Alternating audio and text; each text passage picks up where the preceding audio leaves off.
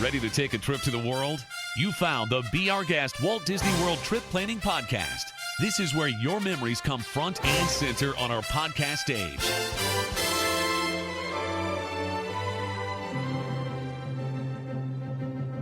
Welcome to episode 2632 of the Be Our Guest Walt Disney World Trip Planning Podcast. I'm your host, Mike Rallman from BeOurGuestPodcast.com and one of the senior agents over at the Magic for Less Travel. Happy Wednesday to you. Hope everybody's having a great week. And we are back to answer your listener questions as we do midweek every week. And we've got some good ones today.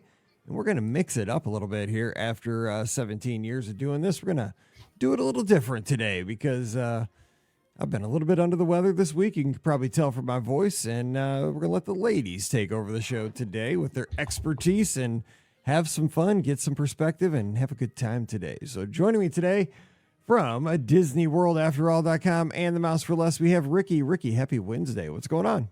Happy Wednesday and ladies show. No, it's a Yes. It's all good. Yeah. I just want to put it out there as a reminder that our event for actually Give Kids the World is coming up soon. So I just wanted to remind people that now is the time to start thinking about if you're going to craft something and what that you want for the auction, or if you've got some items that you want to send. We definitely need those. So if you've got all that, we've got information on the Facebook page and everything so that you can find out how to actually donate that. But I just wanted to kind of give the reminder that now is officially the time. We are going to need your stuff and your creativity and everything like that. So if you've got things, let's see what you got. So that's exciting. And it's different this year. You don't have to send things to me. You're actually going to send things directly to the village. So that's the difference this year. So if you do have things, we kind of need to know ASAP. That way we can get the village on notice and get it sent down there so they can get everything situated and figured out. So there's a whole new process this year. So I just want to let everybody know that too. So. All right, and this will be taking place the weekend of around March, it was 8th, I think. Yeah. So that'll be our live call-in show where we'll have 6 hours. We'll all be from the village, and you can be a part of that. So like I said, on Sunday night's live call-in show, as tax season comes around and maybe you get a nice refund, put away, $50 from that refund to give to the great folks down at Give Kids the World. Just kind of earmark that to do some good in the world. So, put some of that away so that you can spread some joy down there, because that village puts that money to good use, and it really is a great place. So we're excited for that. So we got about 6 weeks and we'll be down there. It's one of our greatest things. It's a joy to be down there that they invite us every year. So excited for that coming up soon. All right. Also, we have Pam Forrester. She's co-owner of the Magic for Less Travel. Pam, out in Pittsburgh. How's it going? Pam, what's up Wednesday? It's going great. And I just wanted to say also with the donation thing, because I know we've all been thinking about this. Mike and I were just talking about this, Ricky, before you even brought it up. So there's a form that you fill out, a Google form that you fill out. And on that, we have the link to the form that Give Kids the World asks that you send in with your donations when you mail them. There are also directions if you're going to be in the area to drop them off at Give Kids the World. And people are always asking us, like, what kind of stuff can I send in or whatever?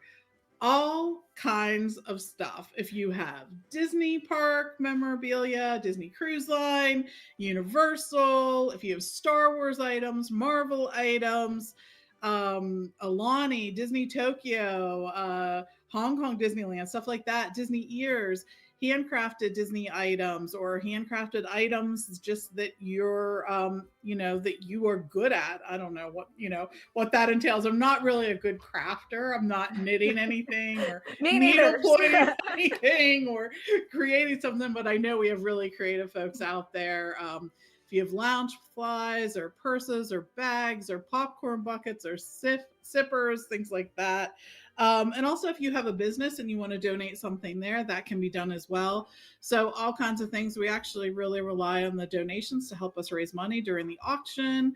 You all tune in to maybe hear us go on for 6 hours. We get a little goofy at many points because it is 6 hours.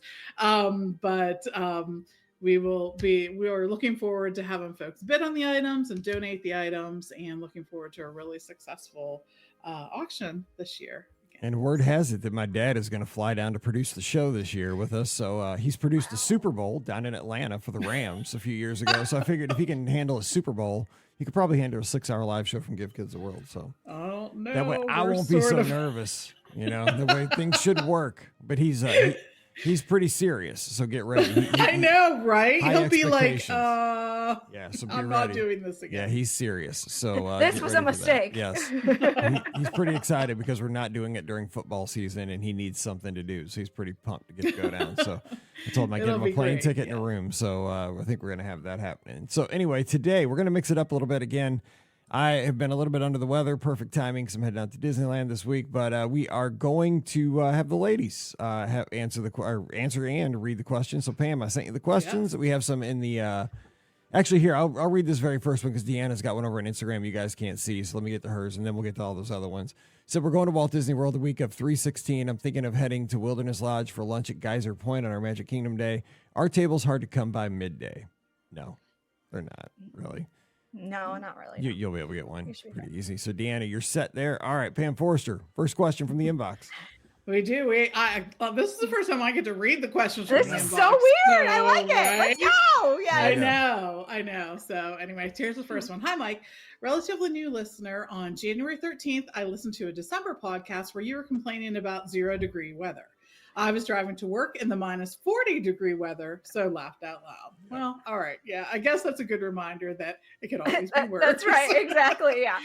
I live in northern Alberta and I'm planning a solo trip in March. I'm discovering the disadvantages of solo trips. No one wants to hear about your plans when they sound so fun. For real. Well, too bad for them. Right. They have to Exactly. hear about it.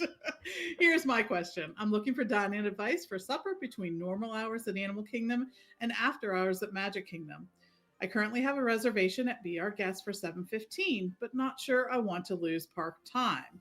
I travel in March, so spent most of the week getting up at 3:45 to make reservations. I did book Ohana for breakfast the same day as the above plans. And that is from Rose, who lives in Cold Lake, Alberta, Canada. Well, that's the right name for it. Cold For Lake. sure. Yikes. Well, yes. I don't know if it's Cold Lake or Oh, cold just or cold space. Either way, Like- it's super cold. I get got it. it. Exactly. So basically she's looking for some advice for dinner between the regular closing hour at Animal Kingdom and the after hours at Magic Kingdom. Oh. And she has a reservation at Be Our Guest, but not sure she wants to give up park time for that. I don't So- blame her on that one. I know, especially the after hours one. Yeah. So is she wanting like something after like the park closes? Because that could get really late for dinner or for food. Well, no, after Animal Kingdom closes, and Oh. then before the in evening between. extra. Oh, okay. Yes, So she's doing. yes, Okay. yes. So okay, probably okay, probably got it. around 7 o'clock, I'm guessing ish. Right. So Ah, probably that- wants to be done around 7 because she has it at 7:15 at Be Our Guest right now. That's right. So if we're looking between that time, what do you think, Ricky? Oh man. I mean, as a solo traveler, a lot of times, like I love solo traveling, first of all. So don't feel bad about solo traveling. It's fantastic. You get to do what you want, eat where you want, do all that stuff. So that like it's the best.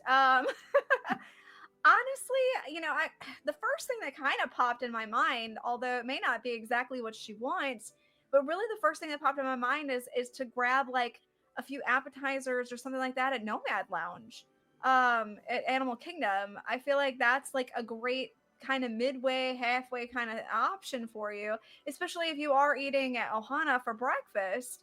You're going to be pretty full for most of the day, I would say. So like grabbing a later snack, lunchy, appetizer, dinnery kind of situation sounds right up my alley in that situation. And then you can like snack around the Magic Kingdom later that night too. So that was what I was thinking immediately when the suggestion came up. But I don't know if maybe there's a actual like table service option that you think of, Pam, that would be better. So the other thing I was thinking of is if you look at the resorts that are on the monorail line, it'll actually be really easy for you to take the bus from Animal Kingdom to one of those resorts. And that would be at the Grand Floridian, the Contemporary, the Polynesian, or even the Wilderness Lodge, because that will be an easy jaunt over to the Magic Kingdom. For that, you could do something like you could just do a monorail tour, and True. it's sort of like Ricky suggested, hit up and get some appetizers along at the different lounges there on the monorail line, and then head over to the Magic Kingdom when it opens for those extra hours in the evening. Or you could actually make a reservation, and you could make a reservation at Whispering Canyon, which is a fun place to eat. Even for a solo traveler, it's a fun place to eat because they sort of bring you in and get you to do all the chaotic stuff. Yes, exactly.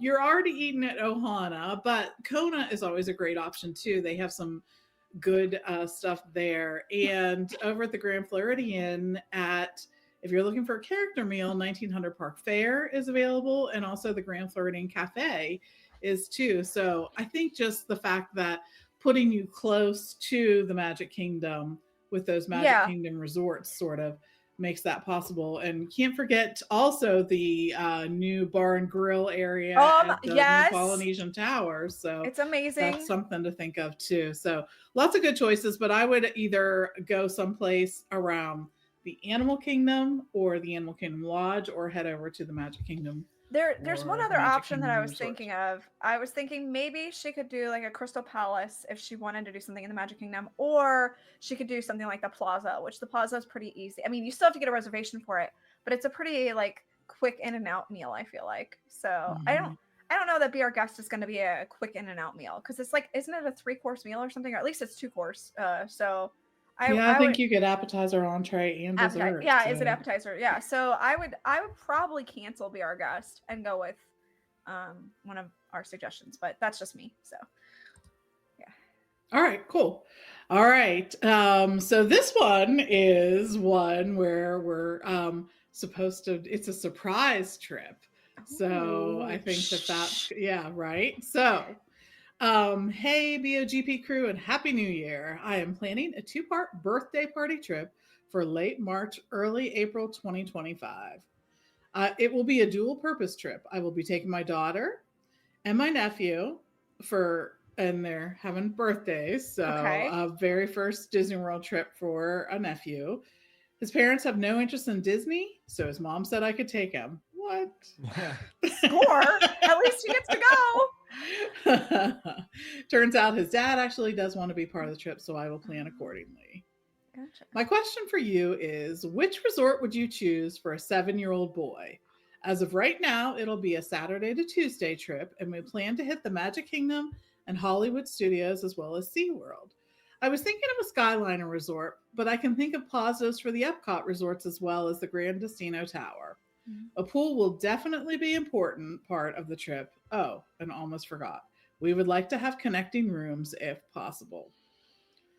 Okay, so that's the first part of the trip. So let's go into that one. What kind of resort do you think would appeal to a 7-year-old?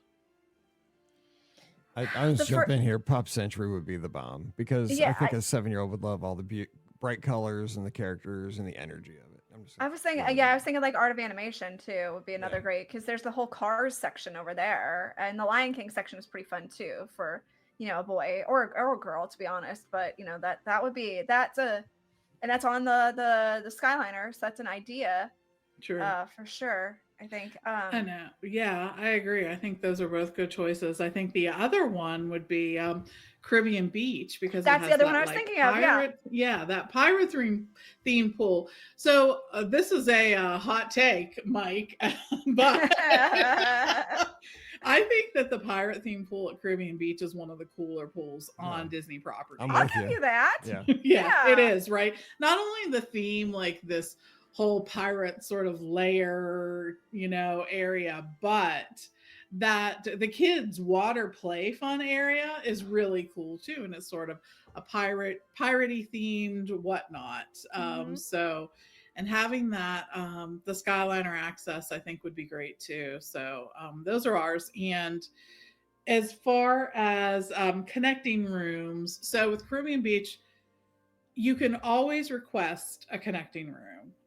Connecting rooms are not guaranteed unless you have a situation which doesn't apply to you. So there are certain situations where Disney will agree to guarantee connecting rooms if there are more kids than adults and whatnot. So that doesn't apply in this case, but you can always request connecting rooms, and Disney will do what they can for that. At Pop Century, connecting rooms should not be a problem. At Art of Animation, they do have some connecting rooms in both standard and the suites. And at Caribbean Beach, yeah, we said that too. Okay, so sort of covered all that. The second part is about the extra hours for deluxe guests. Is that still happening? She wants to surprise her daughter with a night of the Poly for her birthday and would like to coordinate with one of the extra hour nights if possible. And the good news is, Ricky, go ahead and tell her. Yes. It is. Yeah. It is. And sometimes it's hard to plan if they don't really have the exact dates released, because they do switch them every now and then. We saw that one of the last times they released the actual days that they would be taking place, that they sort of switched the days up a little bit. But if they already have that information out for your travel dates, then you're good to go, because you know what to do there. That's right. You know where you're going. You know where you're going. Yeah. But usually it's a Monday and a Wednesday, but the parks may change, I think. But usually the days that they do that's evening true. hours are typically Mondays and Wednesdays. Now, I mean, of course, again, that could change at a drop of a hat, but that's, what ahead, it's like not after it's already been announced, but you know what I'm trying to say. So yes. Yes. Yes. All right. And in the Facebook chat, there's actually a question, so I thought I'd grab that one too. We'll be staying at Wilderness Lodge in May and taking advantage of the Magic Kingdom extra hours. Do you know if the Tron line usually remains long during that time? We're trying to decide if we should just buy a Lightning Lane earlier in the day. And that is from Kristen Bianchi. So I offer Tron in the evening extra hours? I thought they did. Okay. Because I believe, didn't you used to be able to get an extra Lightning Lane for it? Oh, okay. Yes, you're right. You're right. You know what I mean? Yes. When that whole Lightning Lane thing. Yeah. I know. Yeah. I haven't think done the evening hours, so I don't know. I think I have seen the Tron line remain long throughout the evening. Yeah. Now, that can totally vary, though, according to the crowds that are going to be there that day. That's the thing. I think it's always so hard. Like on the days that I have been there, the Tron line remained sort of consistent. And that is with me checking the app. Right. That's the other thing, is sometimes the app is reporting like longer lines than actually are at different times. So that one is really hard to judge. I do wonder though, with the extra hours and it only being available to deluxe guests though, if that would bring down the line. So it may not be as long, potentially, I'm guessing, than it would be during the regular part of the day. And sometimes as the night goes on, you will see the fluctuation in the line too. Like, yeah, it'll be super busy probably at the beginning of the evening hours and then super busy at the end of it. But like in that middle section, you may get lucky and have it be, kind of shorter. Exactly. So I know that those ones are so hard to do. And it depends on the day and Right, exactly. And I will say sometimes during the evening hours, we are focused on like what we want to do during that time. So like I didn't even do Tron that night. I did this. I was over here doing that. So anyways, I know we didn't help a lot, Kristen, but we tried. But yeah, I think, you know what? And the other thing is if the evening extra hours are actually toward the beginning of your trip and you're going to be back at the Magic Kingdom another day, I would absolutely give it a shot and try it. Yeah. And then see what happens. Yeah, exactly. Then you'll know whether or not you have to spend the money. That's right. Okay. We have a next question here is from Whitney. Hi, Mike and BOGP crew. 2 quick questions for y'all before our trip to Walt Disney World the last week of January. 1, Are the Mandalorian and Grogu, aka Baby Yoda, still roaming characters in Galaxy's Edge? I know they were at some point, but I haven't seen anything about them lately. Are there any specific time/locations for where they'll be? Our 7-year-old would love the chance to see them, which is awesome because I know they are such really cool characters to see and not always available. They were doing it pretty regularly for a while. And then I believe though that when you are in your app, you can look when you go to the Hollywood Studios map, which is where they were appearing, and you can go ahead and look for characters. And you can actually filter by Disney Hollywood Studios Park to see if they are going to be there that day. When I'm looking for today's, I'm looking too, yeah, and I don't. and they're not there. Yeah, so but it is 6:00, and they could have True. been appearing earlier in the day and not right now. I do think it's more of a surprise and delight. Yeah, surprise thing. Yeah, exactly. We were there a couple weeks ago, and Kylo Ren was just walking around with some stormtroopers and stuff like that, and it wasn't a time where they would stop really for photos or anything like that. It was really more of a roaming character.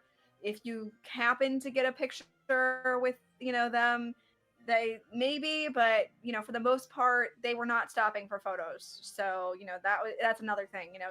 Even if they were there, you may not get the opportunity to have them stop and take a photo. It may just be a passing experience too, because that was really what that happened when I was there. So yeah, it is. Since it's so weird because Galaxy's Edge in particular is just supposed to be sort of an atmosphere, and the characters are there as part of the story. So sometimes when you even ask them if they can take a picture, they will remark or look at you like you're crazy. What are you trying to do with that device? Are you a spy and using it to whatever?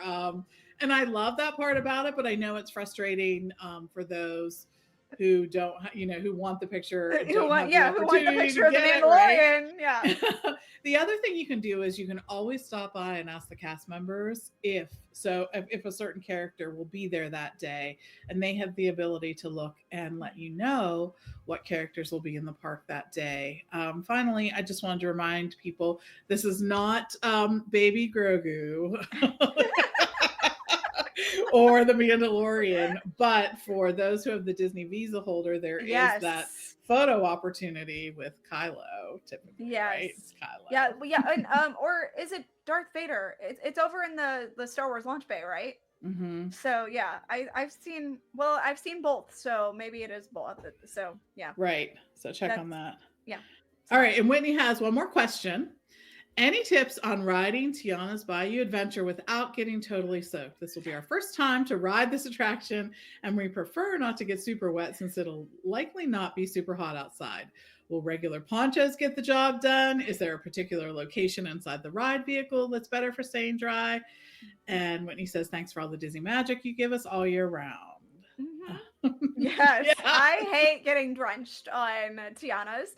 Or Splash Mountain before that. So my request is always, if I can I please sit in the back row? The chances of getting drenched are a little less likely to happen in the back row than they are if you get sat in the front row. And I mean, if you're really that concerned, ponchos are going to be your friend in that situation as well. So, if you want to don the poncho, go ahead, or a raincoat or whatever. Those are going to be the two best suggestions that I have. The good thing is, the last time I was there, the waterfall was at the end of the attraction was really the part where I ended up getting the most drenched. But I think I don't know if they turned that off. They definitely turned it down. Oh, and the spot where I would get drenched, honestly, the spot that I get drenched the most was when the water cannons would spray at the beginning of the ride as someone was going down the flume. I don't think they have the water cannons anymore. So that part's nice. So I don't get drenched there either. That was the part that I always got drenched in, was the water cannons, because inevitably it'd be like, no. So yeah, that was the part that always got me. But yeah, it's still, I mean, but you said they're going in March? Is that what they said?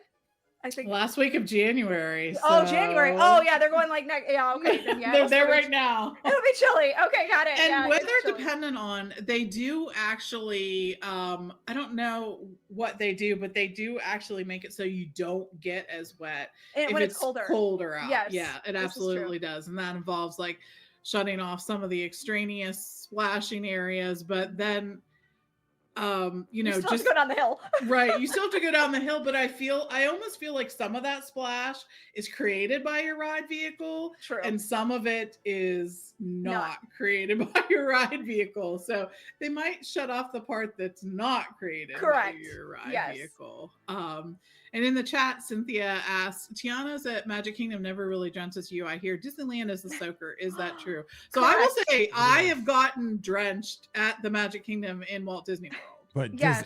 I will jump in here and say I've seen people get off Disneyland, dude. They may as well just swam the rivers of Yes, America. agreed. It's crazy, dude. Agreed. People, it's like they got out of the shower. I never rode Splash Mountain out there, and I'm not gonna ride Tiana's out there because, I mean, I don't need Yes. a scuba suit. You know, like, No, Yes, exactly. agreed. It's absolutely true. Brian and I went, and it was like we went for one of the holiday parties that they had at one point, and we absolutely got drenched, and I'm talking like soaked to the underwear drenched. I was glad I had a complete extra pair of clothes because I absolutely changed everything I had because I was just bone wet. Like, you know what I'm saying? Wet to the bone, basically. It was so that's when you know drenching. you've So- moved from a child to an adult, right? When you're like, dude, I do not want my socks and shoes to be wet. Like Right. kids don't Exactly. care. Kids don't care. Like I'm an old dude. I do not want to be walking around with wet shoes. Like I'm just No. Right. So That's yes, true. Tiana's at Disneyland does get you much wetter than the one at Walt Disney World. But But at they're the still- World, yeah. I do want to say they made some changes to the ride vehicles Yeah. during the update. And the spots where we got super wet were actually the water came over the sides of the vehicles. Yes. It comes in on and the yeah, we gets you, it were drowns you that soaked. way. Yeah. We Yeah. were soaked. So a poncho would help to some degree, but you're always sort of tucking that poncho underneath your butt. a little absolutely bit. to make sure that And- you're covered.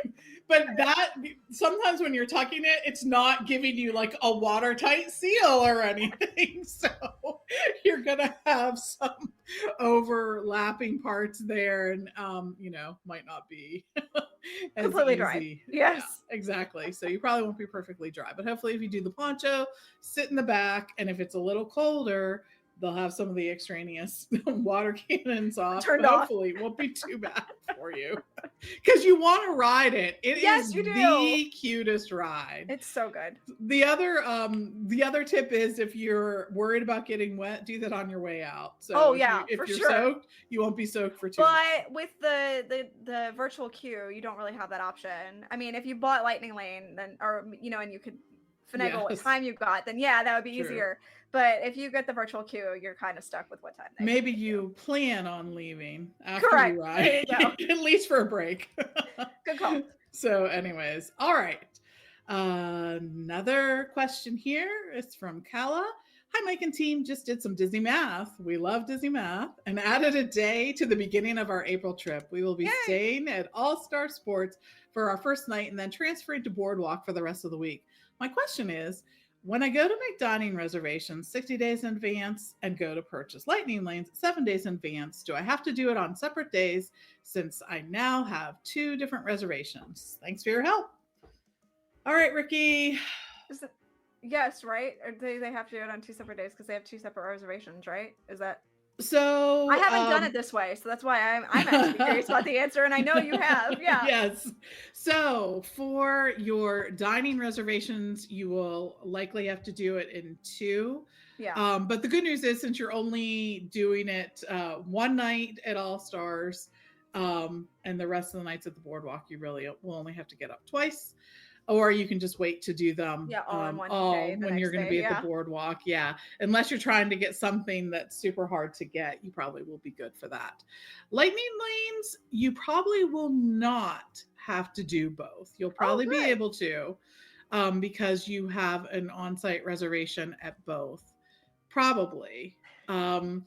That's how the system has been working at this point. But again, I don't know if that's how it was designed to work or just how it has been working, and whether or not that will change at any Got point it. in time. So, but yeah, I think that that's, the good thing about, staying on site. Staying on site, for those people who don't know, if you have a reservation that's up to 10 nights long, when you can make your dining reservations at 60 days before your check-in day. So Plus- that's a huge benefit. Plus Yeah. 10, right? Yeah. Right. Plus Yes, 10, for yeah. the whole 10 days of your trip, you'll be able to do it at that 60 days. So Mhm. that Which is a big plus if you It are looking is. for those hard to get reservations. You want to try to stack those at the end of your trip, because then it's a lot easier to get those reservations than if you're like trying to get, say Topolino's for breakfast at the beginning of your vacation. That's going to be way harder to do. So Yep. definitely want to stack those much harder to get reservations at the end.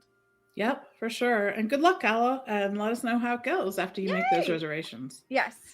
All right, our next one is from Rebecca in Knoxville, Tennessee, which is 647 miles from the Magic. Ooh. Hey, Mike and the BOGP crew. My fiance and I are staying at Coronado Springs after our Royal Caribbean cruise for our honeymoon in August, and we are so excited. It'll be his first time experiencing Disney World, so it'll be super special. I booked a preferred king room, not in the tower, and supposedly that means it should be in the casitas section. 2 questions. Is that correct? And also, can you give me some tips on navigating the bus stop system in order to get to the parks as early as possible each of the 4 days we're visiting? Thanks so much in advance. Okay, Ricky. So Coronado, she booked a preferred king room, not in the tower. And supposedly that means that she will be at the casitas section. Well, I'm going to defer to the travel agent on this one, because I have no idea that. I believe that is right. That is right. It is right. Yes. The preferred sections are in the casitas. They're actually, so if you're looking at El Centro, or you're standing in front of the towers looking at it, it sort of is all those buildings to the left of El Centro. They're the casitas looking. There are actually ones, the cabanas and the ranchos are actually only 2 or 3 story buildings, because some of the casitas are much taller than that. So you'll see that, not as tall as the towers, but taller than that.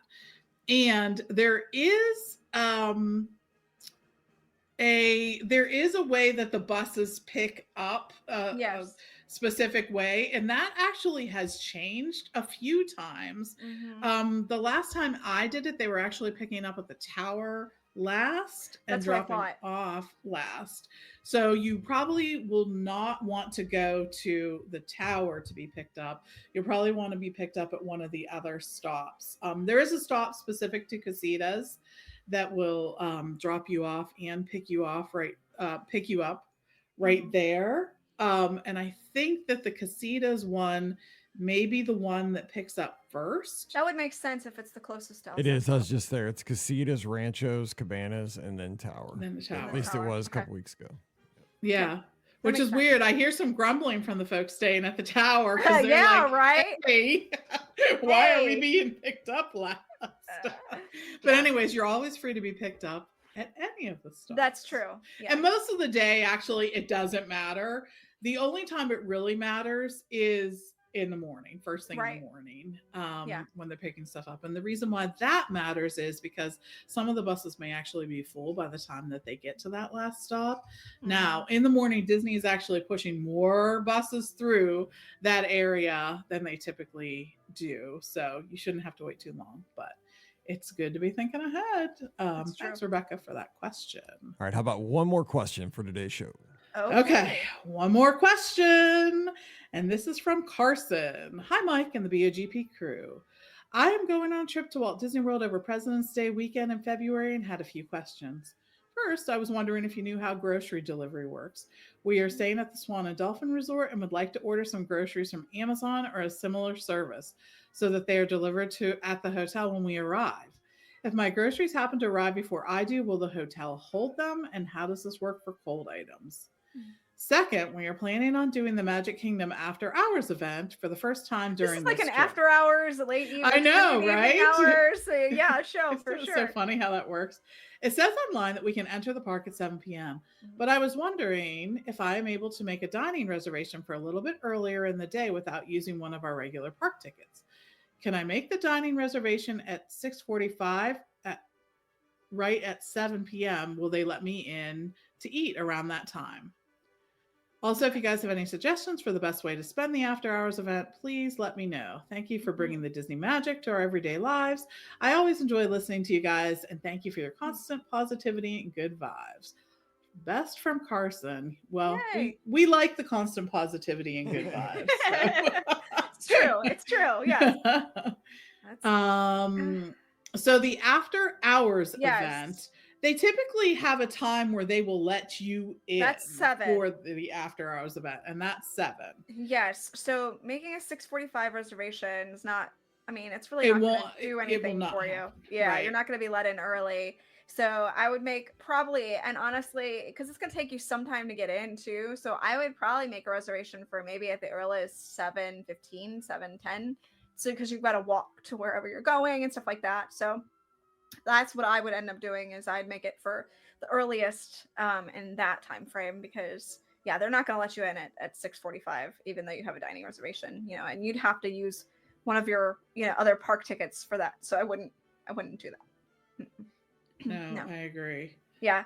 And as far as how to spend like the after hours, I mean, you're definitely going to want to try to hit up, you know, all the attractions that are on your list of like must-dos. Like that's always what I do, is I pick a set of attractions of, you know, these are the ones that I absolutely have to hit. And then if I can get anything else after that, then that's like gravy. So, yeah, I would pick, you know, a good 4 or 5 attractions that are like, these are the must-dos. And have them kind of range, you know, so have some be headliners, some be, you know, mid-level, some be smaller. That way you have a good option of things to do. And then, you know, like I said, the line shouldn't be too bad. I hear, again, these after hours events are so, the lines are so minimal, so you really should be able to get through a lot of attractions in the evening. And of course, you want to make sure you take advantage of the fact that these after hours events offer, you know, free popcorn, free ice cream, novelties, and then free bottles of water or soda. So you definitely want to make sure that you take advantage of that too. You know, don't stuff yourself till you're sick, but you know, you definitely want to eat, you know, a good fair amount of, you know, popcorn and ice cream and sodas. So you definitely want to make sure you take advantage of that. Don't let that go to waste, because that's included in your price. So For sure. And the other thing that they were asking about was grocery delivery. And it's a little different for the Swan and Dolphin resorts, because I know that not all services will deliver to the Swan and Dolphin resorts. At the traditional Disney resorts, you can get delivery for just about anything. And the good news is that even if it does need to stay cold, if it is delivered, Bell Services will make that happen for you. You may have to pay a fee. For the Swan and Dolphin, you can, I know that Garden Grocer will deliver to Swan and Dolphin. Check with any of the other services before then. But the good news is with Garden Grocer is that because they list them as one of the resorts that they deliver to, that means that they sort of have a relationship with them and things like that. So you can depend on that. I do know that the Swan and Dolphin are convention hotels. So just be aware that sometimes when you're delivering to a hotel that is a convention hotel, they may have a handling fee and a delivering fee or a delivering fee for items that are delivered there. So my suggestion is just give the Swan and Dolphin a call. And that was going to be exactly what I was going to say. Yeah. Because it has changed throughout the year. For a while, you could not get things delivered to the Swan and Dolphin at all. So. And I would call maybe a couple of times, just, and you know, a couple of people, because you never know. And you know, if you get different answers, then call back again. You know, like I would just, but if you get the same answer a couple times, then you're good. But if you get 2 different answers, then you might want to call again. So that's our rule at the Magic for Less Travel. So I'm just saying, but yeah, you absolutely should call the hotel and see what the options are for delivery, because each hotel is going to be different. That's not a Disney owned hotel, so that's going to be something that's key. You got to watch out at Coronado too, because of the business center. They'll take it That's down to the true. business center. You have Yes. to pick it up during business hours. It doesn't Yeah. necessarily go to Bell Services. That got me. That's true, too. For Yeah. Marathon for my sodas. All right, hey ladies, you guys did a great job. You're gonna take over my job. It was way better than a normal Hey. show. There you go. It was awesome. Thank you. Not true. It was way better. Okay. Way better. All right. Hey, you guys know the closing. We've only done this 2,500 times, so you know where to follow us on the social media. You know that we're brought to you by the Magic for Less Travel, and we'd love to help you plan your next Disney adventure. So swing by the website this week over at themagicforless.com. We'll help you plan a great vacation for no additional cost to you. So we'll see you over there, and we'll make sure that you have a great vacation each and every time. Also, our Amazon affiliate link, beourguestpodcast.com/Amazon. And thank you to our Patreon supporters. You guys keep us on the air. Can't thank you enough for that. All right, we're going to be back on Friday with another great show, so stand by for that, and we'll see you then. So for Pam and Ricky, I'm Mike, wishing you a great Wednesday. Stay safe, stay healthy, and we'll see you real soon. You've been listening to the Be Our Guest Walt Disney World Trip Planning Podcast. If you have questions, comments, or would like to be a guest on the show, please visit our website at beourguestpodcast.com. Thanks for listening, and we'll see you real soon.